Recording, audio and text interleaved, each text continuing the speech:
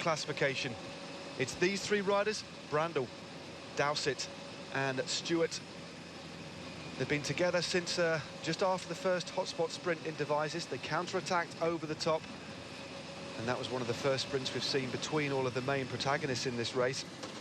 Kwiatkowski took that, Wiggins was second, and Nicholas Roach third.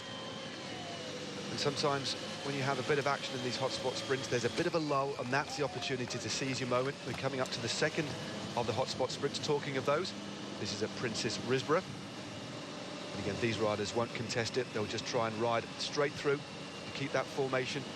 The riders now doing longer turns on the front as the legs start to get tired. A very long stage today, 205.6 kilometres. That equates to just under 128 miles.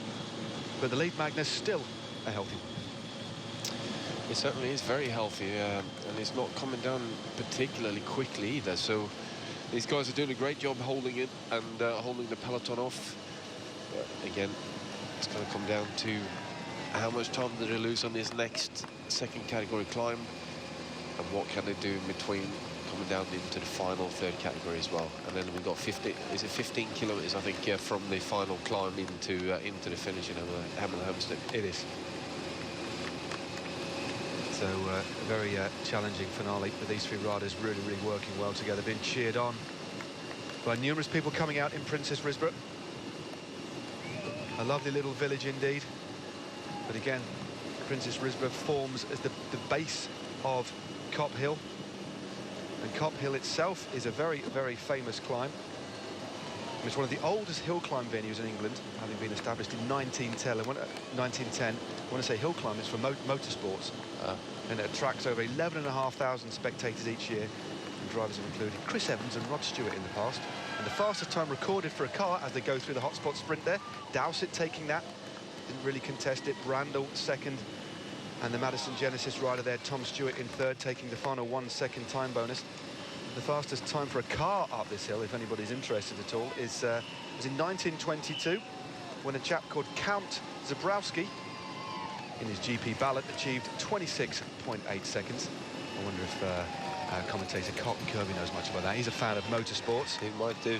But the event was revived in 2009 and is taking place, if anybody's interested, on the 20th and 21st of September. And there's some great crowds in Princes Risborough. And there's the bottom of the climb, so we've been through the hotspot. Dowsett from Brandle, from Stewart, and now they're on the foothills of Cop Hill.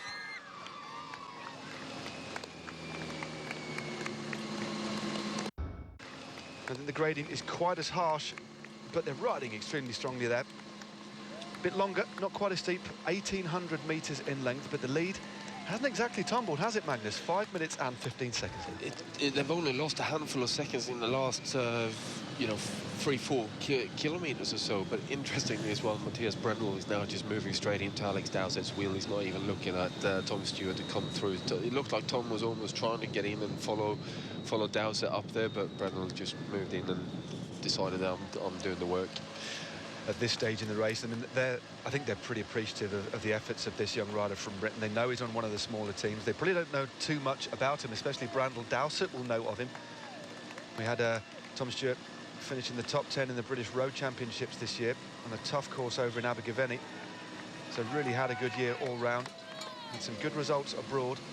Roger Hammond actually having quite a comprehensive race calendar for the Madison Genesis team to get them into the best shape as they can for this race. A very well-organised team indeed. Madison, the company based in Milton Keynes, distributing bicycle parts, etc.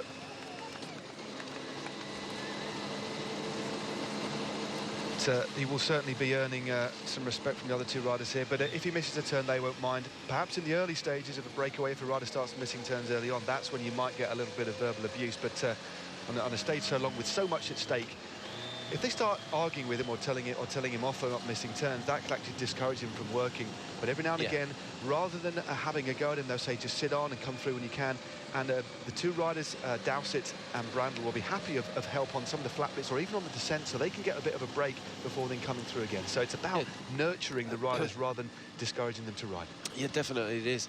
And it also comes down a lot to the team manager that you have. If your team manager tells you, no, look, just sit on, get them to tow you to the finish, and then we'll see if we can do a result. And of course the rider's going to do that, but knowing Roger Hammond very, very well, he will certainly encourage Tom to take his turns and make sure that he keeps on working and do things correctly. So there's one thing that everyone in the peloton will hate, and that is a rider that's sat on the back of a breakaway, gets too close to the finish, jumps away, wins the stage, and you know, it's just not how things are done. It's not the right etiquette. But yeah, it comes down to what the rider is like, and also what the sport director is like. And I think Tom Stewart is doing a great ride here, and he's certainly chipping in whenever he can. He certainly is. Alex Dowsett on the front there. Matthias Brandl in second position. Dowsett on the hoods, opting to ride with no gloves. Some riders prefer the feel of gloves, some riders don't. It's just a personal thing. I prefer to ride with them just in case you came off and put your hands first on the ground. It did protect them, but some riders just don't like the feel of gloves, do they? It's just, it really is a personal thing. Well, nowadays you can get such thin gloves that you can barely feel the difference when you're holding on to the handlebars, but it does actually give you enough, at least a little bit of protection when you put your hands down onto the tarmac as you're taking a bit of a dive. Yes, there's real advancements in kit these days. Yeah. But to Dowsett now being forced to get out of the saddle because the gradient is really starting to bite. And as the road steepens, the crowd is thickening here on Cop Hill. Still all together. Looks like Brandl losing the wheel a little bit there of the Englishman. Some rather interesting encouragement from somebody there on the right-hand side. Rather bizarre. I think Alex might be looking and checking out his aerosuit, actually. He is probably jealous of Dowsett's aerosuit, but Dowsett just opening up a couple of lengths on Matthias Brandl, the Austrian. So in response, Brandl just getting out of the saddle too. Even if he loses a few metres over the top, it won't be too much distress. No, he definitely won't, and it comes down to the different riders and slightly different sizes as well. Some riders are happy to climb the steeper climbs, and some riders really don't like it, and they start struggling as soon as the gradient gets too steep. But I certainly think that Brandl will have a fair bit more in his legs to contribute with. Just look at the crowds here, opening out in front, reminiscent of the Tour de France. There you go, Tour of the Chilterns, Roger. Roger, a previous winner of the Tour of the Chilterns. They know him well. They all know these roads very well. If he just sat behind there in the team car, urging on his rider, and that's Tom Stewart on the left-hand side there, searching for the gears. You sometimes see that over the tops of climbs. It's easier just to put it into a big gear, use your body weight to lever it over as they cross the line. But Tom Stewart, what a superb ride there. So they crest the climb. Alex Dowsett of Movistar taking the points there. Matthias Brandl from Yam Cycling in second place. And Tom Stewart from Madison Genesis takes third place. And the lead lost a few seconds on that climb, now at 4 minutes and 48 seconds, but more notably, only just under 34 kilometres to go. They're really riding supremely today. They certainly are, and the next part of the course should suit the three breakaway riders that little bit better. Still up and down, but not quite as dramatic as we've obviously seen the last two big climbs here. So it might be that they can get into that rhythm, and Dowsett and certainly Brandl together will be able to put some more pressure onto the peloton. And there's the back of the peloton. There's a couple of riders going south, one of whom is the sprints leader in the green jersey. He's done his job though. Whether he gets back on again will be another matter. One of the Amiga Pharma Quick-Step riders, I think that was Mark Renshaw, going south. And this just shows Amiga Pharma Quick-Step losing a rider's in number now, with the bunch primarily together. But when you've been riding hard on the front, or you're not a climber, the tempo being set here by Velits on the front as they approach the bottom of Cop Hill. They've still got the whole climb to go. Bradley Wiggins sat there in about fourth wheel with his top slightly unzipped, with the GB flash and their tattoos. So effectively, there's at least a couple of riders from Omega Pharma Quick-Step are gone already now. Terpstra's not there. Renshaw's not there. Bernie Eisel is gone. It's a really interesting... I think that a lot of these World Tour teams have underestimated... They shouldn't really underestimate the power of Brandl seeing his ride yesterday. Alex Dowsett riding on home soil, the time trialist and the rider that he is, he's inspired to ride well on home soil. And the fact they let the lead go out so much, I think the World Tour teams have made a mistake. As you say, Amiga Pharma Quick-Step Now only it looks like they have Golas there riding in second position behind Velits, who's a very accomplished climber indeed. Remember, he podiumed in the Vuelta back in 2010. A good rider to have on the front, but his tempo has actually put out his the sprints leader and teammate of his, Sebastian Landa. But as we head towards our three leaders, now plunging down the descent, just under 33 kilometers to go. The gap still 4 minutes and 40 seconds. This is going to be very, very difficult for the bunch now to pull back this lead because of the lack of riders that they're able. It might be that some teams now look to Amiga Pharma Quickstep. Will Amiga Pharma Quickstep trying to shave a few mile an hour off so they can get their other riders to the front, or will they look to other teams to start help chasing? Well, I think at the moment, with Peter Velits setting the pace up there, they're not really going to be able to tell him to slow down. He's in the same boat as everyone else. They just want to try and bring the breakaway back and bring them back as quickly as they can now.